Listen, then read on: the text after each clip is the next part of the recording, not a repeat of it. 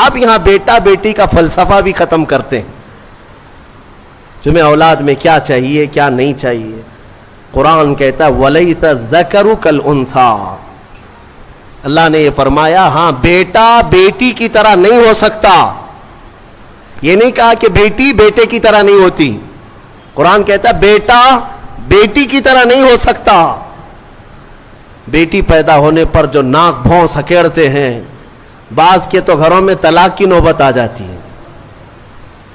ظالم ہیں وہ لوگ. ان کو بیویوں سے یا عورتوں سے شادی نہیں کرنی چاہیے, کسی روبوٹ سے یا مشین سے کرنی چاہیے. کیا یہ بیٹا اور بیٹی پیدا کرنا تمہارے ہاتھ میں, شوہر کے ہاتھ میں یا بیوی کے ہاتھ میں؟ یا اللہ تبارک و تعالی قادر مطلق کے فیصلے ہیں, وہ جسے جو چاہے عطا کرے. رب تبارک و تعالی کسی کو بیٹا دیا کسی کو بیٹی دیا. اور یہ جہالت کے رسم کو ختم کریں اپنے گھروں سے. بیٹی ہو گئی تو کیا ہوا, ارے اس کی نسل کیسے چلے گی. یہ جہالت سب سے زیادہ عورتوں میں پائی جاتی ہے. عورتوں میں تانے مارنا ان عورتوں کو جن کے ہاں بیٹیاں ہوتی ہیں کہ ایک ہوئی, اچھا 2 ہوئی بیٹیاں, 3 ہوئی, 4 ہوئی بیٹیاں. ظالمو تمہیں کیا پتا میرے رسول کو بھی 4 بیٹیاں ہی ہیں. رسول کریم صلی اللہ تعالی علیہ وسلم کو اللہ نے 4 بیٹیاں دیا, بیٹے بھی دیا, لیکن بیٹے کوئی حیات نہیں رہے. اور جو نسل میرے مصطفیٰ کی چلی وہ بیٹی سے ہی چلی. آج بھی پوری دنیا میں سادات جو ہیں وہ کس کی اولاد میں سے ہیں؟ وہ سیدہ کائنات فاطمۃ الزہرا کی اولاد میں سے. بیٹی کے لیے عیب نہ سمجھو میرے عزیزو. حضور اکرم صلی اللہ تعالی علیہ وسلم اپنے صحابہ کے ساتھ کسی طرف جا رہے تھے, رات کا وقت تھا. رات کے وقت میں ایک گھر کے اوپر آسمان سے روشنی پڑ رہی ہے. صحابہ دیکھتے کھڑے رہ گئے. کوئی خاص روشنی ہے جو اسی گھر پر پڑ رہی تھی, جس کو کہتے ہیں کہ نور کا حالہ ہے. صحابہ رک گئے اور پوچھا یا رسول اللہ صلی اللہ علیہ وسلم, سارے محلے میں یہ ایک ہی گھر پر آسمان سے ایک عجیب روشنی پڑ رہی ہے, کیا ہے, کس وجہ سے؟ نبی پاک صلی اللہ تعالی علیہ وسلم نے فرمایا جاؤ اس گھر سے معلوم کرو. اس گھر میں 2 چیزوں میں سے ایک ہوگی, یا تو وہ لوگ کسی یتیم بچے کی پرورش کر رہے ہوں گے یا آج ہی ان کے گھر میں بیٹی کی پیدائش ہوئی ہوگی. صحابہ کہتے ہیں ہم گھر گئے, وہی روشنی والے گھر, جا کر کے پوچھا آج تمہارے گھر میں کوئی نئی خبر ہے؟ تو گھر والوں نے کہا اللہ نے آج ہمیں بیٹی عطا کیا. میرے عزیزو, ہمارے ہاں پہلے پرانے لوگ کہا کرتے تھے پہلی بیٹی گھی کی روٹی ہے اور برکت والی ہوتی ہے. جو لوگ جہالت کی رسموں کو اپنے ہاں پنپنے دیتے ہیں, میں سمجھتا ہوں کہ وہ مسلمان معاشرہ نہیں ہے, یہ غیروں سے لیا ہوا معاشرہ ہے. یہ عرب کی جاہلیت ہے جو بیٹی پیدا ہونے پر زندہ دفن کرتے تھے. میرے مصطفیٰ کریم صلی اللہ علیہ وسلم کی حدیث ہے کہ اللہ نے جس کو 2 بیٹیاں دی, آپ نے برسر اعلان یہ فرمایا اللہ نے جس کو 2 بیٹیاں دی اور اس نے پرورش کر کے اچھی اور اس کا نکاح کر دیا, حضور فرماتے میری شفاعت اس پر واجب ہے, میں اسے جنت میں لے جانے کی ضمانت دیتا ہوں.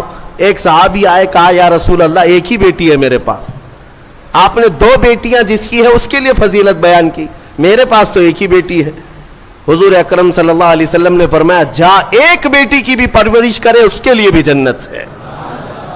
تو یہ ہمارے مذہب میں ہماری شریعت میں بیٹا بیٹی کا یہ فلسفہ نہیں. اللہ تبارک و تعالیٰ کی طرف سے جو ملا وہ انعام ہے. تو اب میں بات جو عرض کر رہا ہوں, آل عمران میں جو مسئلہ آیا ہے وہ حضرت حنا کو کیا ہو گئی, بیٹی پیدا ہو گئی. وہ بیٹی کون؟ وہ حضرت مریم. عمران اور حنا ان کو اولاد نہیں تھی, نظر کیا بیٹا ہوگا تو وقف کریں گے بیت المقدس میں, لیکن بچے کی ولادت میں دیکھا کیا پیدا ہوئی, بیٹی پیدا ہوئی. بیٹی کا نام انہوں نے رکھا مریم, اور پھر اللہ تعالیٰ کی بارگاہ میں اس کے لیے دعائیں بھی کی کہ اے اللہ اس کو شیطان رجیم سے ہمیشہ محفوظ رکھ. پھر وہ چھوٹی سی بچی کو لے کر کے یہ دونوں ماں باپ بیت المقدس میں آئے, مسجد اقصی میں آئے. بیت المقدس مسجد اقصی آج بھی فلسطین میں ہے, جس کو ہم قبلہ اول کہتے ہیں، وہاں پر حضرت زکریا علیہ السلام اللہ کے نبی امام تھے اور پوری بیت المقدس کے متولی بھی تھے، تمام چیزیں انہی کے سپرد ہوا کرتی۔ حضرت زکریا علیہ السلام کے ہاں لا کر کے انہوں نے دے دیا اور کہا ہماری ایسی ایسی منت تھی، نظر تھی، اللہ تعالیٰ نے ہمیں بیٹی دیا اور ہم بیت المقدس میں وقف کرنے کے لیے لائے ہیں۔ حضرت زکریا علیہ السلام نے بیٹی کو لے لیا۔ اب میں آپ کو بتاؤں، زکریا علیہ السلام کی عمر بھی کافی ہو چکی تھی، بال سفید ہو چکے تھے اور ان کو بھی اولاد نہیں تھی، زکریا علیہ السلام کو بھی اولاد نہیں تھی، بڑھاپا ان کا بھی تھا۔ آپ نے بیٹی کو گود لے لیا اور بیت المقدس میں رکھ دیا، کہا کہ ٹھیک ہے جاؤ تمہاری منت پوری ہو گئی، میں اس کی پرورش کرتا ہوں۔ یہ حضرت بی بی مریم کی پرورش اللہ کے گھر میں ہو رہی ہے۔ ایک محراب خاص کر دیا گیا بی بی مریم کی تربیت کے لیے، ایک نماز پڑھنے کے جیسے محراب ہے، ایک محراب حضرت بی بی مریم کا مسجد اقصی میں خاص ہو گیا۔ میں کیوں محراب کا ذکر کر رہا ہوں، توجہ چاہتا ہوں، قرآن میں اس محراب کا ذکر آیا ہے، اس محراب کا ذکر آیا ہے۔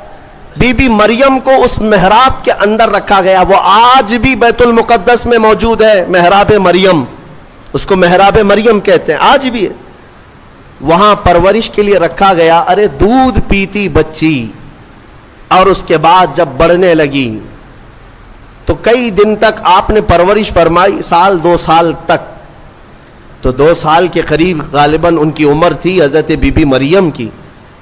اب قرآن کہتا ہے کلما دخل علیہا زکریا المحراب وجد عندہا رزقا، جب جب حضرت زکریا مریم کے محراب میں جاتے تو الگ الگ قسم کے پھل وہاں پر دیکھتے تھے، بے موسم کا پھل، آم کا سیزن نہیں آم موجود ہے، انگور کا موسم نہیں انگور موجود ہے، بغیر موسم کے بھی وہاں پھل موجود ہوتے تھے، قسم قسم کا رزق وہاں ہوتا تھا۔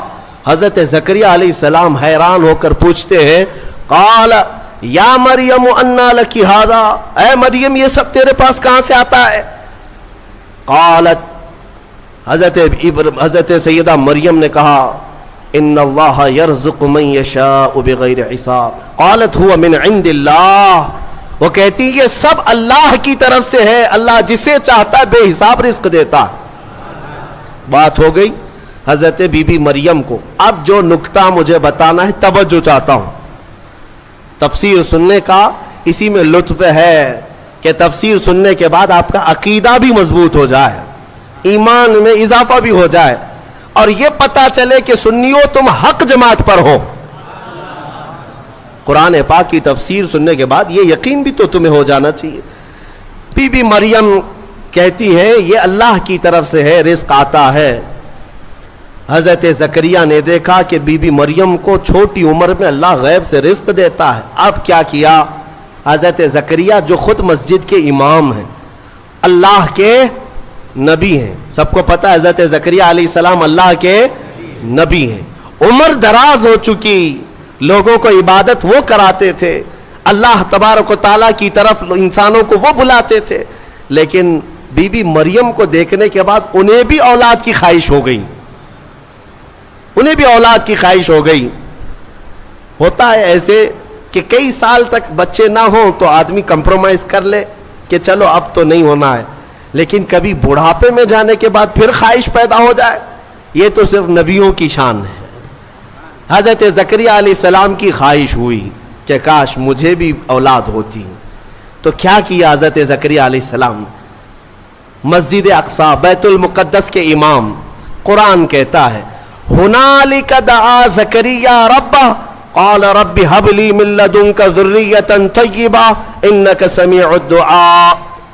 حضرت زکریا علیہ السلام کے بارے میں قرآن کہتا ہے حضرت زکریا علیہ السلام بی بی مریم جہاں بیٹھتی تھی اس محراب میں آ کر کھڑے ہوئے، اور اس محراب میں کھڑے ہو کر دعا کرتے، اے اللہ مجھے بھی نیک اولاد تو عطا کر دے، تو ہر ایک کی دعا سننے والا ہے۔ فنادته الملائکۃ وهو قائم یصلی فی المحراب ان اللہ یبشرک بیحییٰ قرآن کہتا ہے حضرت زکریا علیہ السلام ابھی اسی محراب میں کھڑے ہو کر دعا کر ہی رہے تھے، اللہ نے فرشتے کو بھیجا، جاؤ زکریا کی دعا قبول ہے، انہیں بیٹا ہی نہیں نبی کی شکل میں یحییٰ علیہ السلام دیا جائے گا، صرف بیٹا ہی نہیں یحییٰ بیٹا دے دیا گیا، ٹھیک ہے، دعا قبول فوراً۔ اور حضرت زکریا علیہ السلام کا بھی بڑھاپا ہے، بال سفید ہے، انہوں نے خود بیان کیا ہے، ان کی باتیں بھی قرآن پاک میں آئی ہیں کہ آپ نے یہ کہا ہے کہ اب میں بوڑھا ہو گیا، بال میرے سفید ہو گئے، سورہ مریم کی آیتوں میں ہے۔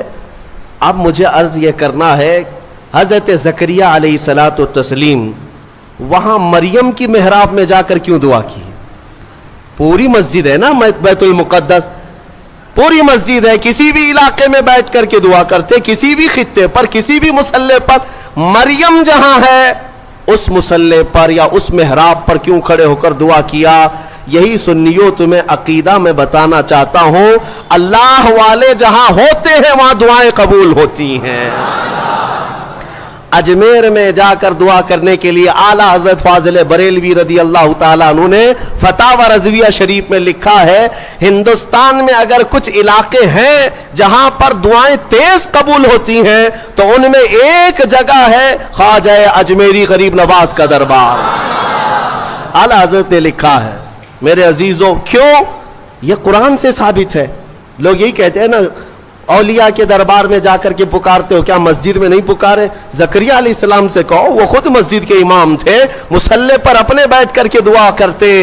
نہیں، نبی نے بھی یہ سکھایا کہ اللہ تبارک و تعالیٰ جسے پسند کرتا ہے اس جگہ کھڑے ہو کر دعا کرو گے تو اللہ دعا قبول فرماتا ہے۔ ہاں، اللہ تبارک و تعالیٰ کو یہ پسند ہے ہاں بے ان کے واسطے خدا کچھ عطا کرے۔ اب یہاں سے بریلی کے امام کہتے ہیں جو حضور پاک صلی اللہ تعالیٰ علیہ وسلم کے وسیلے کے منکر ہیں، ان سے بھی کہتا ہوں، بے ان کے واسطے خدا کچھ عطا کرے، ہاشا، غلط، یہ ہوس بے بصر کی ہے۔ ہاں، تم خام خیالی میں ہو حضور کو چھوڑ کر کے تمہیں کچھ مل جائے۔ قرآن نے بھی تمہیں یہی کہا ہے، محبوبوں کے دربار میں کھڑے ہو کر دعا کرو گے تو اللہ وہ دعائیں قبول فرماتا ہے۔ میرے عزیزو، یہاں پر ایک اور بات میں عرض کرتا ہوں، ابھی یہ تفسیر آئی نہیں ہے لیکن وقت سے پہلے میں موضوع سے متعلق ہے اس لیے عرض کرتا ہوں۔ موضوع سے متعلق ہے اس لیے کہ حضرت موسیٰ علیہ الصلاۃ والتسلیم کا وہ واقعہ یاد کریں جب فرعون کا لشکر پیچھا کرنے لگا موسیٰ علیہ السلام کی جماعت کا۔ آپ مومنین کی جماعت کو لے کر چل پڑے، سامنے سمندر، پیچھے 1,00,000 کے قریب فرعون کا لشکر، کدھر جائیں؟ ادھر سمندر ہے، ادھر دشمنوں کا لشکر ہے۔ حضرت موسیٰ علیہ السلام کے ساتھ جو مومنین تھے ان کی آزمائش بھی تھی، ایسا موقع آ جائے ایک طرف سمندر ہے ایک طرف دشمن کی فوج، لیکن اللہ تعالیٰ جسے جہاں سے چاہے بچائے۔ رب تعالیٰ کا حکم ہوا کہ اے موسیٰ اس سمندر پر اپنا عصا مارو۔ آپ نے عصا لکڑی ماری تو 12 راستے خشک پیدا ہوئے۔ موسیٰ علیہ السلام کا جو قبیلہ تھا، یعنی آپ کی جو جماعت تھی مومنین کی، وہ 12 خاندانوں میں تھی، تو سب کے لیے ایک ایک راستہ سمندر میں بن گیا، سب اس راستے سے چلنے لگے۔ سمندر کے دوسرے کنارے وہ پہنچ گئے۔ فرعون نے دیکھا راستہ کھلا ہوا ہے، ہم بھی چلتے ہیں۔ فرعون موسیٰ علیہ السلام کے یہ کھلے ہوئے راستوں کے درمیان آ گیا، بیچ سمندر میں فرعون کی فوج پہنچی تھی، سمندر کو واپس ملا دیا گیا۔ فغشیہم من الیم ما غشیہم، قرآن کہتا ہم نے ڈھانک دیا سمندر کو جیسے ڈھانکنا ہے، تو غرق ہو گئے ہمیشہ کے لیے۔ فرعون ختم ہو گیا، برباد ہوا۔ موسیٰ علیہ السلام اپنے ایمان والوں کو لے کر دوسرے کنارے پر آئے۔ جو بات عرض کرنا ہے اس کے لیے مجھے تھوڑی تفصیل بتانی پڑ رہی ہے، پورا ذہن میں آ جائے آپ کے۔ دوسرے کنارے آئے، موسیٰ علیہ السلام نے شکرانہ ادا کیا، یہ عاشورہ کا دن تھا۔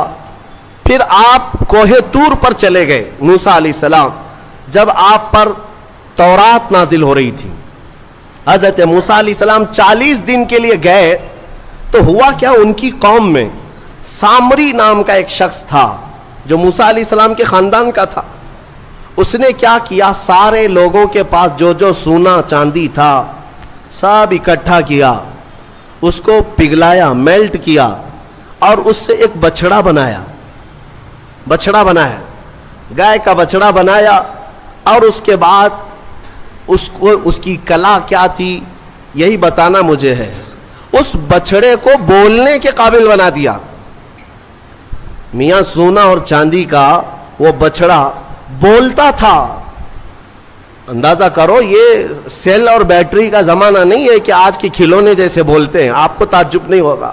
لیکن وہ 3000 سال پہلے اگر بچڑا بولتا ہو بغیر سیل کے, بغیر بیٹری کے, اور کوئی نہ ٹیپ ریکارڈ, اس کے اندر کوئی چیز نہیں, لیکن بولتا تھا, تو قوم گمراہ ہو گئی. اور سامری سب کو کیا کہتا تھا کہ موسیٰ کا جو خدا ہے نا, جسے وہ ملنے گئے, وہ خدا یہی ہے, یہی بچڑا ہے. یہ بچڑے کی پوجا وہیں سے شروع ہوئی تھی.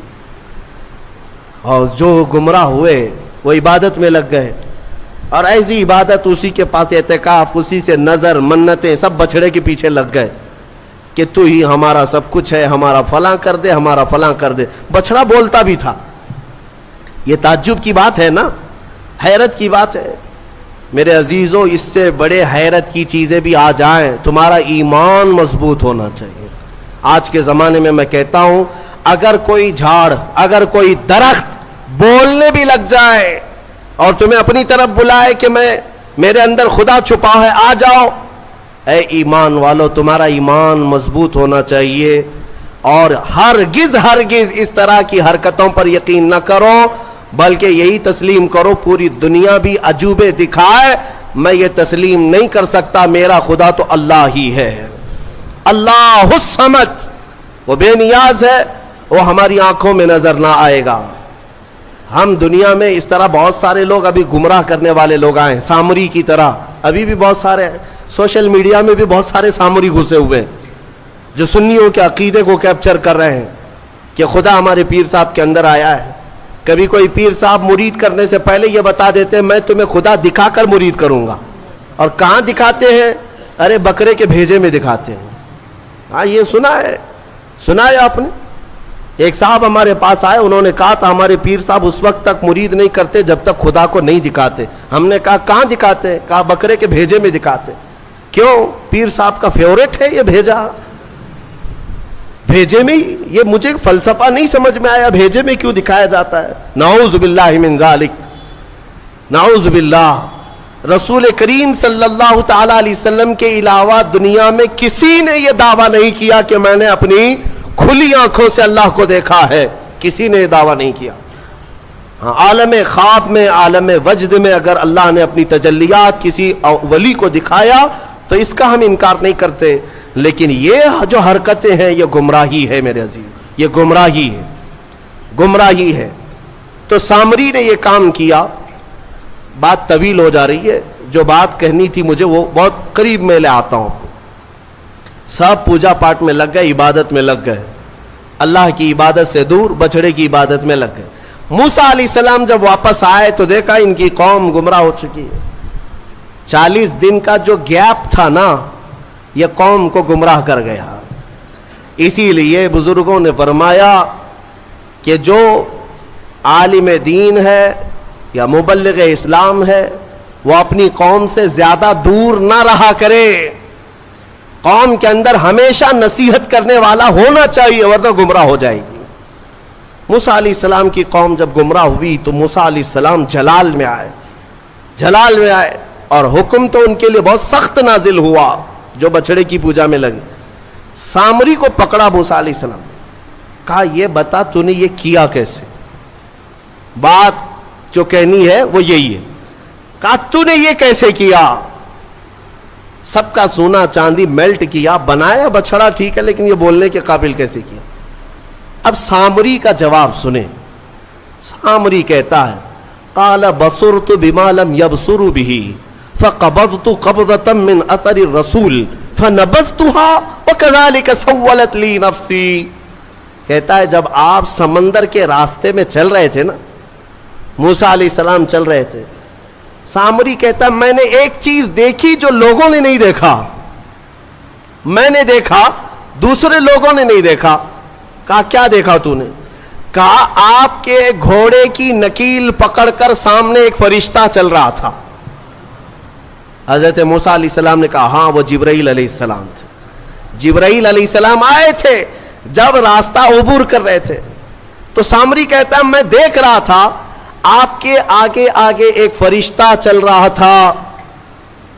तो मूसा अलैहिस्सलाम ने कहा तो फिर क्या किया? वो कहता है वो फरिश्ता जैसे जैसे चलता जा रहा था मैं उसके पैरों के नीचे की मिट्टी उठा रहा था। जिब्रील अलैहिस्सलाम के पैरों के नीचे की मिट्टी उठाता रहा और वो मैंने जमा कर लिया जितनी मिट्टी मुझे मिली। और जब किनारे पर आए और आप गए थे कोहे तूर, मैंने इस बछड़े को बना करके उसके मुंह के अंदर ये मिट्टी डाल दी तो वो बोलने के काबिल हुआ। वह कज़ालिक सव्वलत ली नफ्सी, वो कहता है ऐसे मेरे ये काम बन गया। उस मिट्टी का ही असर है। अल्लाह अल्लाह, ऐ सुन्नियों मैं यही कहना चाहता हूं, जिब्रील अलैहिस्सलाम के पैरों के नीचे की मिट्टी अगर बेजुबान बछड़े को बोलने के काबिल बनाए तो जो जिब्रील अपना माथा रसूल अक़दस के तलवों पर मस करे, उस रसूल पाक के कदमों के धूल का हाल क्या होगा। खाई कुरान खाके गुजर की कसम, उस कफे पा की हुर्मत पे लाखों सलाम। इसीलिए हमारे इमाम ने तमन्ना भी किया ना बारगाह मुस्तफ़ा में, तो क्या कहा? दिल करो ठंडा मेरा वो कफे पा चांद सा। कफे पा किसको कहते हैं? कफे पा, पा पैर को कहते हैं फारसी में, कफ कहते हैं नीचे का हिस्सा। पैर का जो तलवा है, पैर का जो तलवा है उसे क्या कहते हैं? कफे पा। पैर के तलवे को कफे पा। आला हज़रत तमन्ना ये करते हैं दिल करो ठंडा मेरा वो कफे पा चांद सा, सीने पे रख दो जरा तुम पे करोड़ों दूर। मेरे अजीजों, कुरान से तो साबित है निस्बत का बड़ा असर है। अगर निस्बत का कोई असर ना होता तो कुरान की ये आयतें नहीं आती। इसी तरह से बहुत सारी आयतें हैं, फिर किसी और मौके पर अर्ज करूंगा। ये आले इमरान का ये खुलासा था। हज़रत बीबी मरियम को बैतुल मुक़द्दस में परवरिश कराया गया, फिर उसके बाद ईसा अलैहिस्सलाम की पैदाइश तक जो हालात हैं आपके, वो फिर इंशाअल्लाह सूरह मरियम में मैं अर्ज करूंगा। ये आले इमरान किसको कहते हैं? सुनो, आल जो है, आल अरबी में खानदान को कहते हैं। बड़ा खानदान हो तो उसको आल कहते हैं। अब इमरान की आल में कितने लोग हैं? अरबी में एक को वाहिद, एक को वाहिद, दो हो तो तस्निया और दो से ज्यादा तो जमा, और उसी को आल कहते हैं। बाकी सारी लैंग्वेज में, इंग्लिश में एक को सिंगल, एक से ज्यादा हो तो प्लूरल। सही कह रहा हूं? उर्दू में भी एक हो तो वाहिद, एक से ज्यादा हो तो जमा। लेकिन अरबी का ग्रामर अलग है। अरबी में एक हो तो उसे वाहिद, दो हो तो उसके लिए एक लफ्ज है तस्निया। दो को जमा नहीं कहते अरबी में, दो को जमा नहीं कहते। दो से ज्यादा हो तो अरबी में उसको जमा कहते हैं। और आल के लिए जमा होना जरूरी है, दो से ज्यादा होना चाहिए, तब उसको क्या कहते हैं? आल। लेकिन यहां पर एक मसला है, हजरत इमरान की आल में कितने लोग हैं? आल क्यों कह रहा है कुरान? हजरत इमरान की एक बेटी बीबी मरियम, एक बेटी बीबी मरियम, और मरियम का एक बेटा ईसा अलैहिस्सलाम। उसके बाद औलाद है, एक बेटी है, एक नवासा है। लेकिन कुरान इनको क्या कह रहा है? आले इमरान। बात समझ में आ रही है? आले इमरान। हमने ये ग्रामर और कवाइद को पूछा कि जमा हो तो आल कहा जाता है, या दो को ही आल कह रहे हैं? बीबी मरियम और हजरत ईसा ये दो ही मिलकर के इमरान की आल हो गए।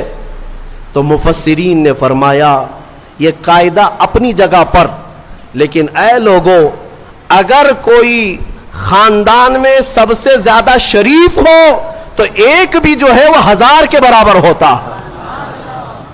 हजरत इमरान की आल में एक बीबी मरियम है जो सबसे पाक खातून है, और एक नवासा है जो अल्लाह ताला की तरफ से एक ऐसी आयत और निशानी लेकर के आया, दुनिया में उसका मिसल कोई नहीं। वो ईसा अलैहिस्सलाम बगैर बाप के पैदा हुए। اس نشانی کو دنیا میں کہیں اور دیکھا آپ نے؟ تو دو ایسی اولاد ہے جس کی وجہ سے قرآن نے ان کو آل عمران کہا. اس سورے کی بڑی برکت ہے. اس میں کچھ آیتیں ہیں، اس سے قبل بھی میں نے تفسیر میں بتایا تھا. آیت نمبر میں آپ کے سامنے ذکر کر دیتا ہوں تاکہ اس کے فوائد معلوم ہو. جب کبھی آپ کی گھر میں عورتیں حاملہ ہوں یا بچے کی ولادت کے اوقات آ جائیں تو ان آیتوں کی تلاوت جاری رکھیں. نیک و صالح اولاد پیدا ہوگی، نیک و صالح اولاد پیدا ہوگی. یہ سورہ آل عمران کی جو آیتیں ہیں. اور دو آیتیں ایسی بھی میں آپ کو بتا دیتا ہوں. مفسر شہیر حکیم الامت نے فرمایا اگر کوئی قرض کے بوجھ سے پریشان ہے اور تنگ دستی کا شکار ہے، مال میں کمی، اسباب میں کمی، روزگار نہیں، یا اس پر بوجھ ہے مال کا، تو اس کے لیے فرمایا دو آیتیں. یا پھر کسی حاکم سے ڈر لگتا ہے، حاکم سے ڈر لگتا ہے اور کسی کے پکڑنے کا خوف لگتا ہے، لیکن تم صاف ہو. یہ دو آیتیں اگر عشاء کی نماز کی آخری 2 رکعت نفل میں 5 مرتبہ پڑھو گے تو اللہ ساری محتاجی دور فرمائے گا. یہ میرے تجربے کی بات بتا رہا ہوں. الحمدللہ میرا اس پر عمل بھی ہے، ورد بھی ہے. اور ان آیتوں کی برکت سے ہم نے دیکھا کہ بڑے بڑے ظالموں سے کبھی خوف نہیں محسوس ہوتا. اللہ تعالیٰ نے دل کو مضبوط رکھا ہے، دل کو مضبوط رکھا. یہ آیتوں کی برکت ہے. میں وہ دونوں بتاتا ہوں. پہلے وہ آیتیں جو سورہ مریم کی ہیں جس میں اللہ تبارک و تعالیٰ نے حضرت بی بی مریم کی ولادت کا جو ذکر فرمایا. آیت نمبر 33 نہیں، آیت نمبر 35، آیت نمبر 36، آیت نمبر 37. یہ 3 آیتیں ہیں. 35، 36، 37 سورہ آل عمران کی یہ 3 آیتیں ہیں. عورتوں کو اس کی تلاوت کرنے کے لیے آپ کہا کریں. اور اگر درد کی شدت بڑھ جائے کبھی ولادت کے وقت میں، ان 3 آیتوں کا ورد کریں، انشاءاللہ سارا درد نکل جائے گا اور اللہ اسے راحت عطا فرمائے گا اور اس پر اسے اجر بھی عطا فرمائے گا. جو بھی بچہ ہوگا انشاءاللہ نیک و صالح ہوگا. اور جو دوسری آیتیں میں نے بتائی جس کے اللہ تبارک و تعالیٰ نے رزق کی وسعت رکھی اور محتاجی سے محفوظ رہنے کے لیے بزرگوں نے فرمایا، یہ ہے آیت نمبر 25 اور 26. آیت نمبر 25 اور 26 یہ سورہ آل عمران کی. یہ 2 آیتیں اگر عشاء کی آخری جو 2 رکعت نفل ہوتی ہیں، پہلی رکعت میں 5 بار، دوسری رکعت میں 5 بار پڑھے، پھر آپ کو خود تجربہ شاہد ہو جائے گا. خود تجربہ کر کے دیکھ لیں. آیتوں کا اگر میں ورد کروں تو بھی آپ کو پتہ چل جائے گا کہ ان آیتوں میں کیا ہے. قل اللہم مالک الملک تؤتی الملک من تشاء وتنزع الملک ممن تشاء وتعز من تشاء وتذل من تشاء بیدک الخیر انک علی کل شیء قدیر. یہ آیتیں ہیں جس میں اللہ تعالیٰ نے یہی فرمایا کہ اللہ جسے چاہے ملک عطا کرے اور جس سے چاہے ملک کو چھین لے، اور جس سے چاہے عزت عطا کرے، جسے چاہے ذلت دے. ساری خیر اللہ تیرے دست قدرت میں ہے، تو ہر شے پر، ممکن شے پر قادر ہے. تو یہ آیتوں کا ورد میں یہاں آپ کو یہ کہہ رہا ہوں. آج کی تفسیر کے لیے اتنا ہی ہے. ایک آیت کریمہ میں تلاوت کر کے اپنی تفسیر کو ختم کرتا ہوں. بات جی اجازت کے ساتھ میں یہ دے رہا ہوں، جو مجھے میرے بزرگوں نے اجازت دیا ہے، اجازت کے ساتھ میں کہہ رہا ہوں تاکہ امت کو اس میں نفع ہو. ایک آیت اللہ تعالیٰ نے فرمایا وَإِذْ أَخَذَ اللَّهُ مِيثَاقَ النَّبِيِّينَ لَمَا آتَيْتُكُم مِّن كِتَابٍ وَحِكْمَةٍ ثُمَّ جَاءَكُمْ رَسُولٌ مُصَدِّقٌ لِّمَا مَعَكُمْ لَتُؤْمِنُنَّ بِهِ وَلَتَنصُرُنَّهُ. ایک واقعہ یہ بھی آیا ہے، اللہ نے سارے نبیوں کی روحوں کو پیدا کرنے سے پہلے جمع کیا. ایک اجتماع ہوا تھا سب کے پیدا ہونے سے پہلے. سارے جو نبی ہو کر دنیا میں آنے والے تھے ان سب کو جمع کیا. اللہ نے ان سب سے ایک وعدہ لیا. کیا وعدہ ہے؟ اس وعدے کا ذکر قرآن میں آیا. اللہ تعالیٰ فرماتا ہے تم سب کے سب اس بات کا وعدہ کرو کہ دنیا میں جاؤ گے، اگر تمہارے زمانے میں میرا محبوب رسول آ گیا تو تم سب کے سب اس پر ایمان لاؤ گے. وعدہ کس سے لیا جا رہا ہے؟ نبیوں سے. لَتُؤْمِنُنَّ بِهِ، تم سب کے سب اس پر ایمان لاؤ گے. اور اتنا ہی نہیں بلکہ اس کی مدد بھی کرو گے، مدد بھی کرو گے.